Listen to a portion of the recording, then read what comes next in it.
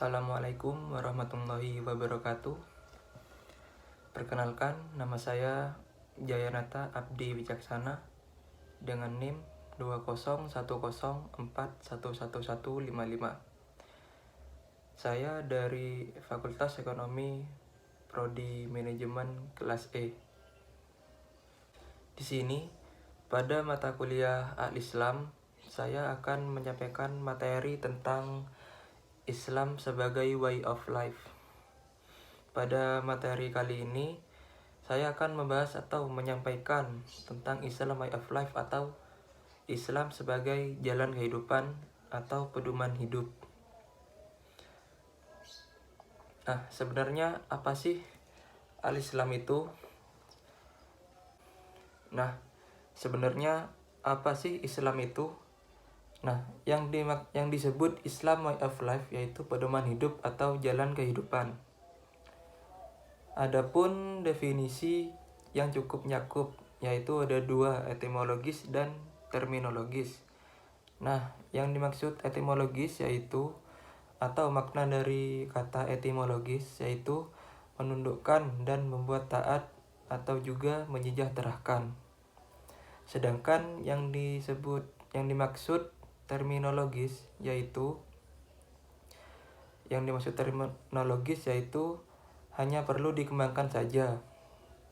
Contohnya seperti siapa yang menyelamatkan, apa yang diselamatkan, dan menyelamatkan dari apa.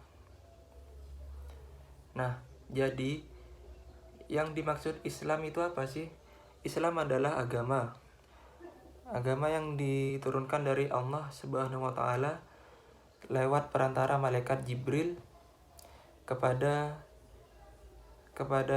nabinya atau Nabi Muhammad SAW untuk menyelamatkan umat manusia. Nah, selanjutnya, sedangkan tujuan Islam itu sendiri apa? Tujuannya Islam yaitu agar manusia dalam bingkai fitrahnya yang Allah ciptakan baik dan ia kembali tetap baik ketika dia di akhirat. Selanjutnya, fungsi dari Islam sendiri itu apa? Fungsi dari Islam itu supaya manusia tidak terpelanting dari sifat martabat kemanusiaannya. Dengan adanya Islam itu Allah ingin menjaga. Fungsi Islam selain utamanya menyelamatkan agar norma-norma selama manusia hidup selama ini tidak salah arah. Intinya itu menyelamatkan dan manusia terselamatkan. Nah, selanjutnya, sikap profesional dalam segala hal sangat diapresiasi oleh Islam. Bergaya hidup profesional dalam kehidupan sehari-hari juga demikian adanya. Mereka yang sok profesional tak jarang memperlakukan teman kerja dengan posisi yang lebih rendah bagai robot-robot yang siap diperlakukan perintahnya atau yang siap menjalankan perintahnya.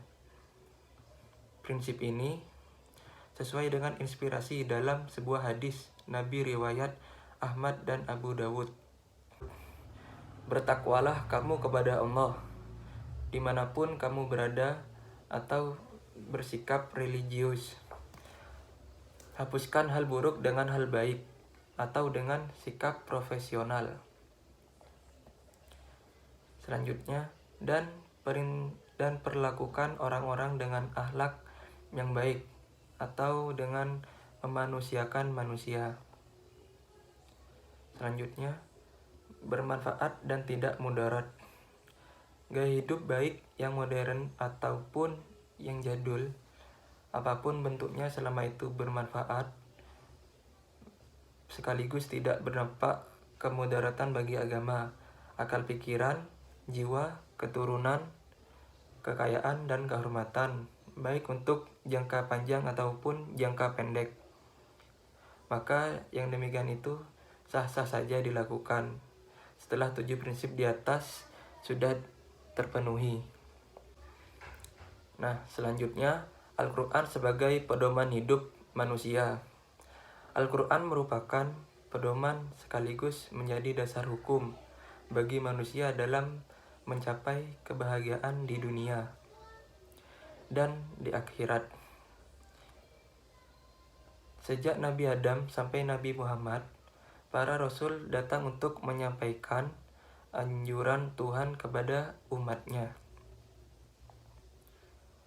Rasul datang untuk menyampaikan anjuran Tuhan kepada umatnya. Sebagai manusia, para rasul tersebut pasti menemui ajalnya atau meninggal dunia.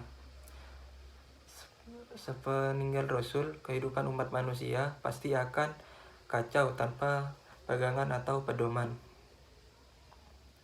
Dengan diturunkannya kitab suci, maka umat manusia memiliki pedoman hidup walaupun nabi atau rasul sudah tiada atau telah tiada. Nah, selanjutnya, kepentingan diturunkannya kitab suci dalam hal ini Al-Quran, yaitu agar manusia mengenal dan beriman kepada Allah, Tuhan yang Maha Esa. Manusia cenderung mengakui adanya suatu kekuatan atau kekuasaan di luar dirinya. Manusia dengan caranya masing-masing mencari zat yang maha kuasa. Baik, cukup sampai di sini untuk materi Islam Way of Life yang saya sampaikan. Semoga ilmunya bermanfaat bagi kita semua. Sekian, wassalamualaikum warahmatullahi wabarakatuh.